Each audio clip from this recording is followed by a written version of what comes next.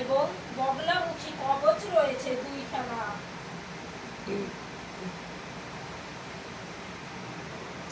আগে অন্য কোথাও যেতিস বেটি? হ্যাঁ হ্যাঁ, আগে যেতাম।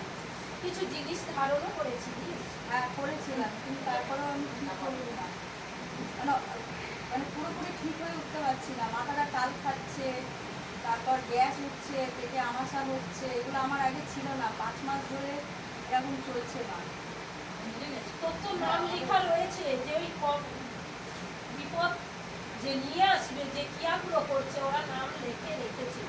এক এক অমাবস্যা ছেড়ে এক এক অমাবস্যায় ক্রিয়া করা হয়, যাতে ওরা নেগেটিভে ধরে যাস, অসুস্থ ধীরে ধীরে হয়ে যাস।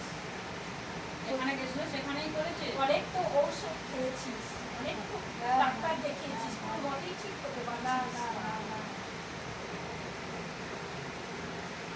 কদিন হলো তো জব করে দিচ্ছে, কিন্তু একটু কমে গেছে। হ্যাঁ, পেটের গ্যাসটা একটু কমেছে, কিন্তু কালকে আবার গ্যাস মাথায় উঠেছিল রাত্রে। খাবার দাবার ঠিক মতন খাবি, চিন্তা ভাবনা করবি না, একেবারেই ঠিক হয়ে যাবে। পেটে ওষুধ আছে মা আমার? অবশ্যই ওষুধ আছে।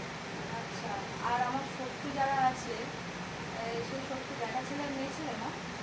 বেটা ছেলে অনেক দিন থেকে লেগে আছে, মেয়ে ছেলেও যুক্ত আছে, বের করে দিলাম। বয়স্ক তারা?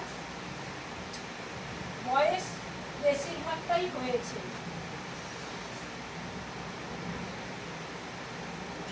আমার যা যা আছে একটু সমাধানের রাস্তাগুলো আমাকে একটু বলে দেবো। এক কাটান করিস,